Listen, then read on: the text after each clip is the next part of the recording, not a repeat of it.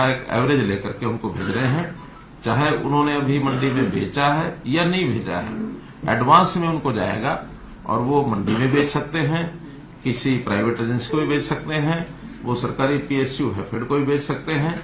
लेकिन अभी एक इंटरिम रिलीफ उनको 1000 रुपया ये दिया जा रहा है। इसका मैं और बटन दबा करके इसका लॉन्च किया है, शुभारंभ किया है। तो मैं जो विषय चला रहा था वो ये कि हमने किसानों के लिए उनकी आय कैसे बढ़े और कैसे उनके खर्चे कम हो, उसके लगातार प्रयत्न किए हैं।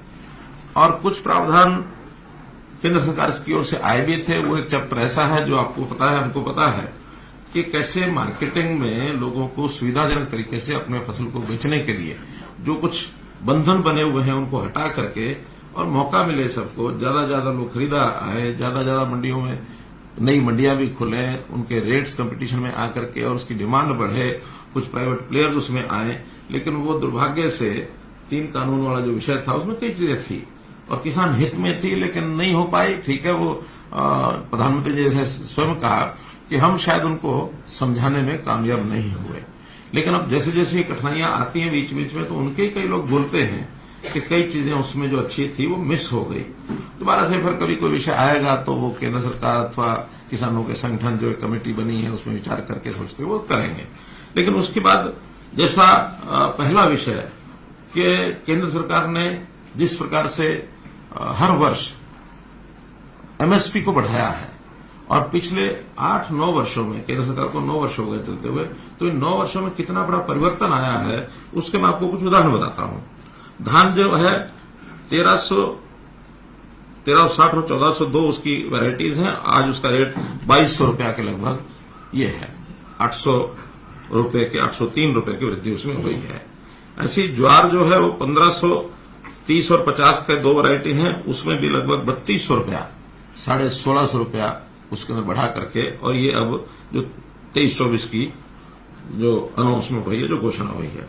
बाजरा जो 1250 रुपया था, एकदम डबल, वो 2500 रुपया होने जा रहा है इस वर्ष का जो बाजरा है। रागी है 1550 से ये 3846, इसमें तो 150% वृद्धि हुई है। अरहर 4350 से 7000 रुपया, मूंग 4600 से 8500 रुपया, सूरजमुखी 3750 से 6760 रुपया, तिल 4600 से 8600 रुपया। ऐसे ही कपास भी लगभग 2900 रुपए की वृद्धि इसमें भी हुई है, जो 2 वैरायटी है 3750 और 4050। मेरा कहना है कि हर एक चीज में इस प्रकार की वृद्धि पहले कभी नहीं हुई जितनी वृद्धि अब की जा रही है।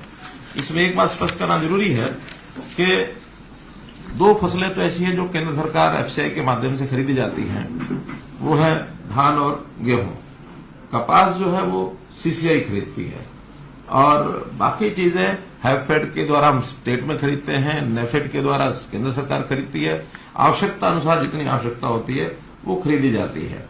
और जब भी कोई चीज खरीदने में हमको कठिनाई आती है, और वो कठिनाई का एक विषय मैं सबको आपके माध्यम से सभी को ध्यान करना चाहता हूं कि कई बार स्टेट को स्टेट ही खरीदती है, सेंटर नहीं खरीदता है, तो उसमें कठिनाई है। आसपास की स्टेट्स में रेट बहुत कम होता है, हम उसको रेट बढ़ा करके लेते हैं, तो जो आसपास की स्टेट्स का प्रोडक्ट है किसानों का, वो स्मगलिंग होकर के यहां आना शुरू होता है।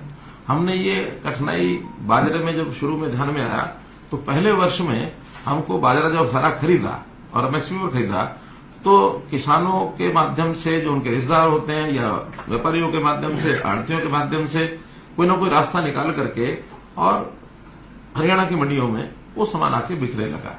अब वहां तो 1200 रुपए का रेट, हम उसको 1900 या 2000 में खरीद रहे हैं, तो हमको लगभग उसका उस साल में 1000 करोड़ रुपया नुकसान हुआ जिन एजेंसीज ने खरीदा। हमने उसमें से फिर रास्ता ही निकाला कि हमारे पास एक मेरी फसल मेरा ब्यौरा में रजिस्टर्ड जो डाटा है किसानों का, कि उन्होंने ये भरा है, और भरने के बाद फिर उनको अगर हम पूरा खरीदेंगे तो वो कई प्रकार के विवाद आएंगे, सारी एजेंसियां आएगी, लेकिन रिकॉर्ड के हिसाब से उनको पर एकड़ पैसा जितना लॉस होता है वो लॉस हम देते हैं। बाजरा पहले साल 600 या 650 था, 650 पहले साल था, उससे पहले साल पूरा खरीदा, लेकिन अगले साल 650, उसके बाद 400 रुपये, रेट थोड़ा ठीक हो गया, 400 रुपये भी, बल्कि 450, बल्कि लास्ट में तो जो 450 दे करके जो बाजार में बिका वो एमएसपी से भी ज्यादा हो गया। बहुत लोग तो थोड़ा सा रोक के चलते हो, फिर काफी रेट आगे भी बढ़ता है। प्रारंभ में रेट कम होता है मंडियों में, बाद में कंपटीशन आ गया या जब अवेलेबिलिटी कम होती है, सरकार की एजेंसियां भी उसमें जाती हैं तो रेट बढ़ते हैं। तो इसलिए कई बार एमएसपीज देने के बाद भी और ज्यादा लाभ भी किसान को हुआ है। अब हम तो केवल इसका गैप है, भावांतर का मतलब ये कि भाव का जो अंतर है, और वो कोई एक फिक्स नहीं हो सकता, उसमें कई बार तो अनुमान से ही निर्णय करना पड़ता है। ये सारा 2 वर्ष किया है। इस बार यही स्थिति आई है सूरजमुखी में। सूरजमुखी का जब हमने 1000 रुपया सोचा था, घोषणा थोड़ी लेट की, लेकिन जब सोचा था उस समय मार्केट में रेट 46-48 रुपया चल रहा था। अचानक जो इंपोर्ट ड्यूटी खत्म की पाम ऑयल के ऊपर, तो रेट एकदम डाउन आ गए। सरसों के रेट डाउन आए, सूरजमुखी भी डाउन आए।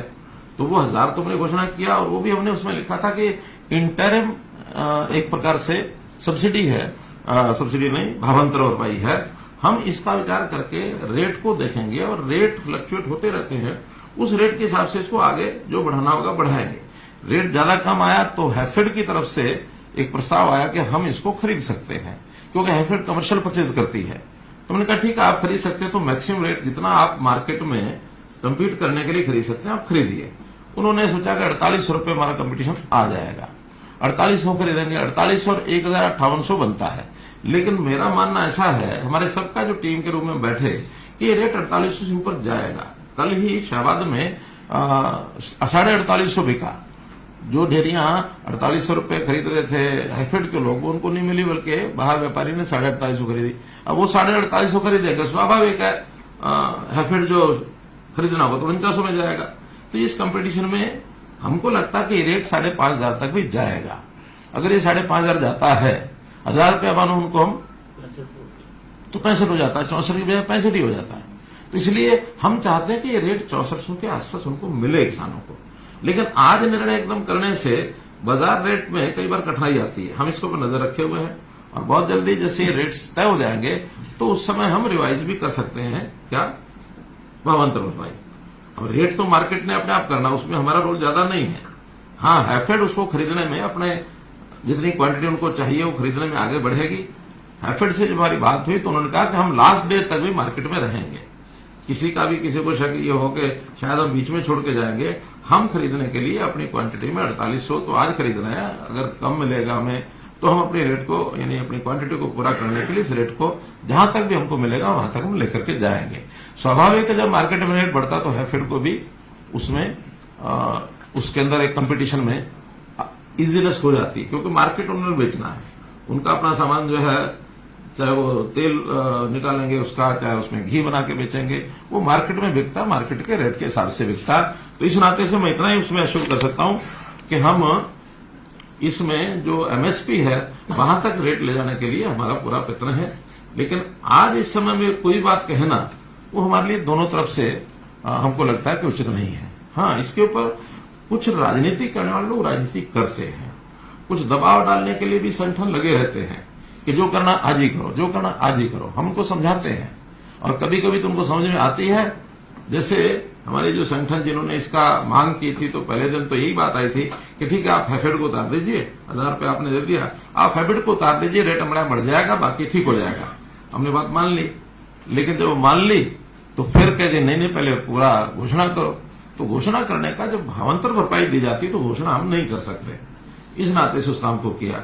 अब एक सज्जन तो हमारे, अब राजनीति कहूंगा, अपने इस्तीफे का भी बयान कर गए।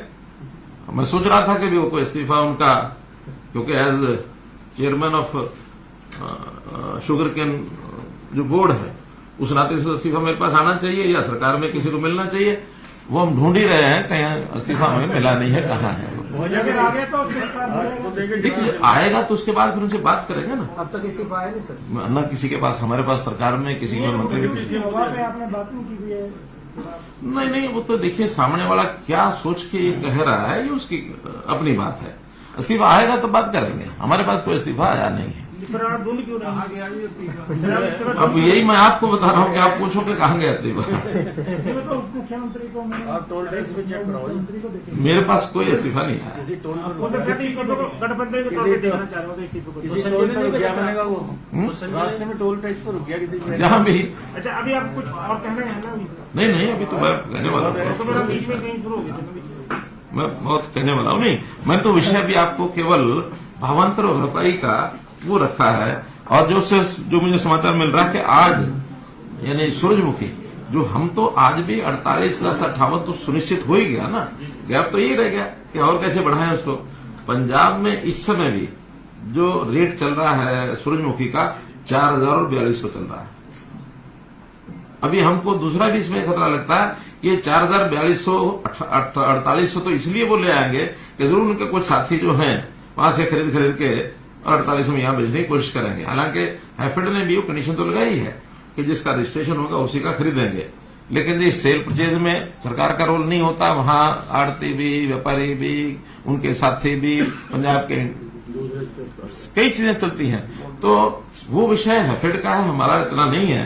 हैफेड ने कम्पीट करना है बाजार में, हमने जिनका रजिस्टर्ड है उन्हीं को देना है। कुछ लोगों ने हमने 3 दिन के लिए उनके कहने पर रजिस्ट्रेशन खोला था, ये विषय भी आपको बता रहा हूं ताकि लोग ये बोलेंगे। तो 3 दिन में ही जो पहले 40, अभी तो हमने कितना एकड़ दिया हमने 36,000, तो लगभग 2-3,000 एकड़ और भी इसमें निकलेगा जो पहले का हुआ है, किन्हीं कारणों से टेक्निकल कारण से रुका होगा। लेकिन 40,000 एकड़ का रजिस्ट्रेशन हमारा पहले हुआ था। हमने सोचा कि भाई चलो जो लोग रह गए होंगे 2% रह भी गए हों तो 2 दिन के लिए 3 दिन के लिए खोलते हैं, और खोलने के बाद उनको मौका मिल जाएगा, किसी गलती के कारण से रह गया होगा बाद में उसका मिलान करेंगे। लेकिन उन्हीं 3 दिनों में कितना 16,000 17,000 कुछ 17,000 एकड़ और एडिशनल लोगों ने रजिस्टर कर दिया। और उसमें से ऐसे खेतों का भी रजिस्टर कर दिया जहां पहले गेहूं बोया हुआ था। गेहूं 15 अप्रैल से पहले कटता नहीं है, और 15 मार्च यानी सूरजमुखी 15 मार्च से पहले बुआई होती है। अब उस 1 महीने में 2 फसलें तो नहीं थी वहां, तो आखिर उसको चेक करने के बाद हमने 9,000 तो तुरंत काट लिया है, 6,000 की भी वेरिफिकेशन चल रही है। तो उस वेरिफिकेशन में एक्चुअल में अगर वो खेत 15 मार्च से पहले खाली था, क्योंकि आज तो कट चुका, सूरजमुखी भी कट चुकी, तब तो मानेंगे सूरजमुखी हो सकती है। लेकिन अब 15 मार्च को वहां गेहूं है तो सूरजमुखी उन्होंने गलत डाली है। तो कुल मिलाकर के ये सारे झंझटबाजियां चलती रहती हैं। इसमें किसानों को समझाते भी हैं। किसान हमारे अपने लोग हैं, किसानों का अहित कोई भी ना कोई प्रदेश कर सकता ना केंद्र कर सकता। किसानों के प्रति हमारी सबकी सद्भावना भी है, मैं स्वयं भी किसान हूं। लेकिन किसानों को एक बात जरूर कहना चाहेंगे, ऐसे किसी के चंगुल में ना फंसे जो उनको बरगलाए, लालच देकर के उनको कहना कि उल्टा सीधा रास्ता कुछ भी दबाओ कि हाईवे रोक देंगे। अब ये हाईवे रोकना कोई लोकतंत्र के प्रोटेस्ट का हिस्सा नहीं है। अल्टीमेटली कोई व्यक्ति कोर्ट में गया, कोर्ट ने ऑर्डर ले लिया। पिछली बार भी यही हुआ था कि कोर्ट से ऑर्डर लेकर के और खुलना पड़ा था उनको। इस बार भी कोर्ट का ऑर्डर लेकर के शाम को पुलिस ने खुलवाया। ये लोकतंत्र में किसी की भी हम फ्रीडम को अवरुद्ध नहीं कर सकते हैं। जनता का आना जाना है, आप शांतिपूर्वक तरीके से कहीं को प्रदर्शन करें तो कभी कुछ कहते नहीं है। तो मेरा कहना है कि किसानों के लिए हमने कितना किया। प्रधानमंत्री जी ने सीधी एक ऐसी घोषणा कर दी कि हर साल मैं किसान को 6,000 रुपया दूंगा, 4 महीने बाद 2,000। प्रधानमंत्री किसान सम्मान निधि, अब कोई मांग तो नहीं थी इसकी, लेकिन नहीं, किसान को थोड़ा बुआई के समय उसके खेत के लिए, छोटे किसान खासकर 6,000 रुपया काम आएगा, अपनी फसल को उगाएगा।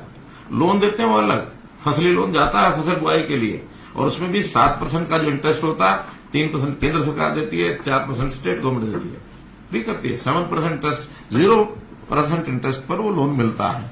हर तरह की सुविधा किसान को ऐसी दी जाती है। खराबा होने के बाद पहले तो केवल सरकारें देती थी, सरकार के रेट 3,000, 4,000, 6,000 रुपया उस समय यही होता था पर एकड़। हमने आने के बाद उसको 15,000 रुपया किया, और साथ में प्रधानमंत्री फसल बीमा योजना में भी बहुत बड़ा एक प्रोग्राम जो है वो देश में चला कि आप थोड़ा सा प्रीमियम बना दीजिए उस कंपनी को यानी उसका परसेंटेज के हिसाब से शायद कितने परसेंट हम कितना देते हैं, 80%, 10 या 20% किसान को देना होता है, 80% केंद्र सरकार और हरियाणा सरकार देती है। प्रीमियम का भी बहुत कम नॉमिनल प्रीमियम 500 रुपया एकड़ समथिंग है। तो ये पैसा किसान दे दे तो इंश्योरेंस हो जाता है, और इंश्योरेंस में रेट भी उसके ज्यादा है, उसकी कवरेज जो है लॉस की उसमें ज्यादा है। तो इस नाते से वो भी बहुत बड़ा किसानों को राहत मिलती है। मुआवजा हमने जो खराबे का है, यानी आप ये मान के चलें कि पिछली सरकार ने 10 साल में 1158 करोड़ रुपया मुआवजा दिया था, और हम इन 8.5 साल में 9,790 करोड़ रुपया, यानी 8 टाइम्स। उन्होंने 10 साल में 1158 दिया, हमने 9 साल में 9,760 दिया। हमने तो आते ही पहले साल 2015 में हमारा 1200 करोड़ हो गया था, उनका 10 साल का हमारा पहला मुआवजा, क्योंकि उस समय 2-2 रुपए 4-4 रुपए के चेक जाते थे। हमने तो वो भी तय किया कि अगर 1 एकड़ में मान लो अगर 50 भी हिस्सेदार हैं तो उन सबको न्यूनतम 500 रुपए जरूर मिलेगा, 2 रुपए 4 रुपए के चेक नहीं मिलेंगे, चाहे 25,000 जाए 50,000 जाए, कोई दिक्कत नहीं, थोड़ी होते हैं वो, लेकिन न्यूनतम 500 का चेक ये हरेक को जरूर मिलेगा। या तो दो नहीं दो तो इतना तो दो, अगले को पता तो लगे मिला। 500 रुपया न्यूनतम है, और ये भी हमने आकर के इसको शुरू किया। फिर जैसा हम देखते हैं फसल अवशेष, इस कार्यक्रम को मैंने शुरू किया। 1,000 रुपए एकड़ उसकी फसल का वो अवशेष केवल उठा करके कहीं भी बांध ले, गांठ बांध ले, उसका उपयोग करे, किसी को बेच दे, हम उसके इकट्ठा करने का भी 1,000 रुपया एकड़ देते हैं। उसके डिस्पोज, जलाए नहीं, जलाएगा तो फिर नहीं, लेकिन उसको उपयोग करेगा तो 1,000 रुपए एकड़ उसकी सब्सिडी वो हम देंगे।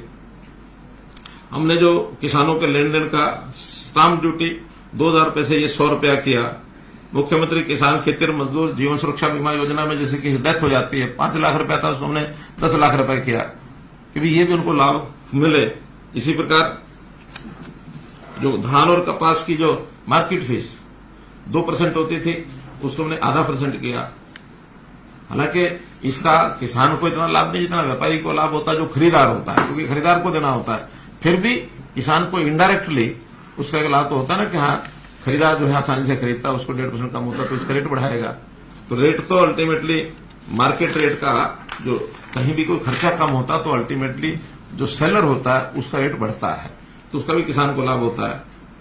ऐसे ही हमने बहुत सी ऐसी योजनाएं, सोलर पंप का मामला है, फिर भावांतर भरपाई मैंने आपको बता ही दिया है। एमएसपी भी, जहां कहीं हमको इसमें खतरा नहीं होता कि पड़ोस के प्रदेशों से कोई स्मगलिंग होती है, उसके एमएसपी पर हम खरीद करते भी हैं, ऐसा नहीं कि नहीं। जैसे हमने पिछले दिनों के अंदर जो 15-16 फसलें जो की हैं, उसमें मूंगफली भी हमने की, मूंग हमने किया है, बाजरा तो अब 2 साल से नहीं कर रहे हैं, तिल हम कर रहे हैं, कपास भी सीसीआई के माध्यम से जा रही है, वो सारी जाती है। सूरजमुखी का पहली बार हमने ये भावांतर किया, वरना ये भी पहले, और कभी सूरजमुखी बिकती नहीं, सरकार नहीं खरीदती थी, पिछले 5 साल से खरीदी जा रही है। विधान में है कि एक साल आवाज उठी थी, मैं स्वयं शाहबाद मंडी में गया था, और मंडी में जाकर देखा कि सूरजमुखी जो है वो बरसात भी आई थी उस दिन, तो बिखरी पड़ी है और वहां खरीदार कोई नहीं है। हमने कहा उस साल 25% खरीदी थी, अगले साल 50% खरीदी, तीसरे साल 100% खरीदी। लेकिन इस बार जब झगड़ा हुआ कि इसका जो पंजाब से स्मगलिंग बहुत हो सकता है, तो हम किसान को उतना ही पैसा देने के लिए कह रहे हैं, लेकिन खरीद की बजाय हम उसका भावांतर भराई का ये हमारी योजना हमने बनाई है। इसका मुख्य कारण तो स्मगलिंग है कि हमने उसको एमएसपी भी नहीं खरीदा, मोटे रूप से, क्योंकि हमें लॉस ज्यादा होता है। वो बाजरे के संबंध में हम जैसे राजस्थान से स्मगलिंग हुई, उसका एक हमको जो अनुभव है वो ये है, और आज भी हम तो जो हमारे पास रजिस्टर्ड है उसको देंगे। ऐसे ही हमने पानी किसान को पूरा मिले, तेल तक हमने पानी पहुंचाया। पानी के जो जो प्रबंध किए हैं, कल भी मेरी बातचीत में आप लोगों ने सुना होगा, मैंने सारा विषय पानी का रखा। तो चलो खैर,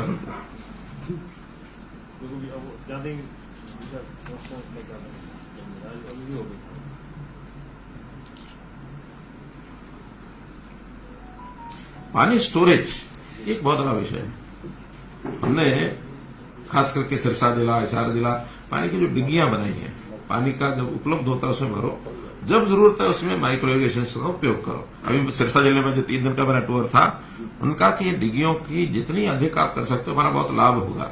बल्कि लोगों ने तो यहां तक भी कहा कि इस डिग्गी के लिए तो आप थोड़ा सा भी सब्सिडी दे दो, ज्यादा न भी दो, लेकिन इसका एक बार हमें खोदने दो, क्यों परमिशन लेनी पड़ती है, पानी हमको देना है, तो पानी सैंक्शन कर दो इसका, और डिग्गियों का थोड़ा सा भी सब्सिडी देंगे, बाकी हम लगाएंगे। इसका प्रोग्राम जो है इसको आप चलाइए। क्या किया फिर आपने? तो हमने डिगियां खुद उसकी खुदाई है। 4000 ऑन फार्म वाटर टैंक ये बने हैं और एक ही साल में बने हैं, जिसका 20,000 एकड़ के अंदर उनको सिंचाई का ये लाभ हो रहा है। इसको और आगे बढ़ाएंगे कि अगर पानी जब बरसात का आता है तो उसको कैसे इकट्ठा कर सके, या बरसात के सीजन में नहरों में पानी पर्याप्त होता है हमारे पास, तो उसको हम डिग्गियां भरते हैं। साल में 2 बार भी डिग्गी भरेंगे तो अपना खेत में सिंचाई कर लेंगे। ऐसे ही 4000 तालाब हमारे ऐसे हैं जो साउथ हरियाणा में है। उन साउथ हरियाणा के तालाबों को भरना, जैसे मैंने कल बताया कि मसानी डैम है उसको भी भरते हैं। तो ऐसे पानी को स्टोरेज और पानी की रिचार्जिंग, इसमें जितना भी पैसा खर्च हो रहा है उसको हम करते हैं। बागवानी के लिए भी भावांतर भरपाई में भी हमने इसको लिया है। 14 जो है बागवानी को बढ़ावा देने के लिए सेंटर ऑफ एक्सीलेंस इजराइल को भी हमने इसमें शामिल किया है। तो ऐसे बड़े बड़े प्रोजेक्ट विदेशी सहायता से भी वो भी हम करते हैं ताकि किसान को इसका लाभ हो। जैसे मशरूम केंद्र है, जैसे मधुमक्खी का है, रामनगर में मधुमक्खी का जो केंद्र है वो भी विदेश की एक टेक्निक है, उसके माध्यम से ले रहे हैं। एफपीओजी हमने बनाए हैं। वर्टिकल खेती इस पर हम चले हैं। हाइब्रिड सब्जी ये भी एक प्रयोग कोई चल रहा है। पशुपालन, अब पशुओं का बीमा ये भी हरियाणा ने ही शुरू कराया, तब जाकर के देश के कुछ और प्रांतों में शुरू हुआ है कि पशु भी आखिर किसान का एक धन होता है, उसका भी लॉस होता है तो उसको मिलना चाहिए। पशुधन सुरक्षा योजना के अंतर्गत 8,52,000 पशुओं का बीमा किया गया। फिर क्रेडिट कार्ड, पशु क्रेडिट कार्ड, एक तो किसान क्रेडिट कार्ड है, पशु क्रेडिट कार्ड ये भी चालू कराया ताकि पशु भी कोई खरीदे बेच सके, उसमें भी उसको पैसा चाहिए तो ले सके। देसी गायों की जो डेयरी का भी हम जो सब्सिडी देते हैं वो भी 83 करोड़ रुपया जा चुका है। दूध का 5 रुपए किलो लीटर का ये भी पशुपालकों को इसका भी हम लाभ देते हैं। प्रगतिशील किसान उनकी सम्मान योजना और नए प्रगतिशील किसान कैसे बने उनकी ट्रेनिंग का ये पैसा भी हम अलग से इन सबको देते हैं। कुल मिलाकर के जितनी भी योजनाएं हैं, ये चाहे हमारी सिंचाई की योजनाएं हैं, इन सिंचाई की योजनाओं में भी कुल अभी तक पिछले 5 साल में जो हम अनुदान और जो इन योजनाओं को सरल बनाने के लिए हमने जो खर्च किया है 6 और 3 9 और 5 14 और लगभग 1500 करोड़ रुपया इस पर अभी हम खर्च कर चुके हैं 5 साल में नहरों के सिस्टम को ठीक करने के लिए। हमारा एक तो जो WJC का प्रोजेक्ट है उसका बहुत बड़ा लाभ ये अगले सालों में मिलने वाला, जैसे वो कंप्लीट हो जाएगा। और इसी प्रकार जो खेती के लिए जितनी मैंने योजनाएं बताई हैं उसमें किसान सम्मान निधि है, बीमा है, खराबा है, अवशेष जो बचे उनका, जीवन सुरक्षा की जो मैंने बात बताई है, सोलर सब्सिडी जो छोटे पंप हैं 10 BHP वहां तक के जो है 52-53 हजार अभी हम पिछले साल में लगा चुके हैं। हमारा टारगेट 50,000 का था, 53,000 सोलर लगाए हैं। 960 करोड़ रुपया इसमें सब्सिडी दी है। फिर मिकाडा मैंने बताया, कोल्ड स्टोरेज, मधुमक्खी, मशरूम, वर्टिकल खेती, पशुपालन, इन सब पर मिलाकर के पिछले 5 या ये शायद 8 सालों का भी कुछ है, कुछ 5 सालों का दिया है, अलग अलग करके है। तो ये 22, 23, 23,500 करोड़ रुपया केवल सब्सिडी का गया किसानों को। और इस प्रकार से इतनी बड़ी मात्रा में थोड़ा सा डिटेल 23,500 को थोड़ा बड़े नहीं, इसमें बदली सब्सिडी नहीं है। इसमें किसान सम्मान निधि है 4,300 करोड़, 6,100 करोड़ जो बीमे का अनुदान मिला है लोगों को, नहीं जो फसल बीमा योजना 6100 करोड़ रुपए मिला है, 6200 बल्कि सरकार ने जो खराबे का दिया वो 9,760। तो कुल मिला के 9, 6, 15 और 4, 19, 20 तो यही है। बाकी लगभग 2,500 करोड़ रुपया बाकी छोटे छोटे और जो आइटम्स हैं जिसमें भावांतर भरपाई योजना ही 900 करोड़ रुपया तो जा चुका है। बाजरा और ये जो आज हमने 29-30 करोड़ मैंने जोड़ा, 29 करोड़ 13 लाख है, तो ये कुल मिला के 900 करोड़ रुपया ये गया है। तो ऐसा किसान के हित में जब भी कोई बात आती है, ऐसा ही नहीं हम कहते कि किसान हमारा अन्नदाता, वो है, लेकिन मेरा फिर वही कहना है कि किसानों को भी हम अपील करना चाहते हैं कि ऐसे जो किसान संगठन एक राजनीति के तौर पर चीजों को आगे बढ़ाकर करते हैं और प्रेशर जो होता है उस प्रेशर से कोई लाभ होता नहीं है। जो हमने किसान को देना है वो देना ही है। और एक किसान के प्रति हमारे मन में जो एक भाव है, उसके प्रति का सम्मान का भाव, आदर का भाव, सहानुभूति का भाव सब है। क्योंकि छोटा किसान है, छोटे किसान को तो बहुत संकट होता है। 1 एकड़ 2 एकड़ वाला तो परिवार के सिस्टम को चला ही नहीं सकता है। बड़ा किसान फिर भी अपने सिस्टम को चला लेता है। तो इसलिए ये जो चीजें की गई हैं, और पिछले कुछ दिनों से चर्चा थी, मुझे लगा कि इस विषय को आपके माध्यम से मैं जरूर बताना चाहूंगा। तो इस संबंध में आपको कोई बात लगती है, कोई सुझाव देने की, कुछ प्रश्न करने की, तो इट्स ओपन फॉर यू।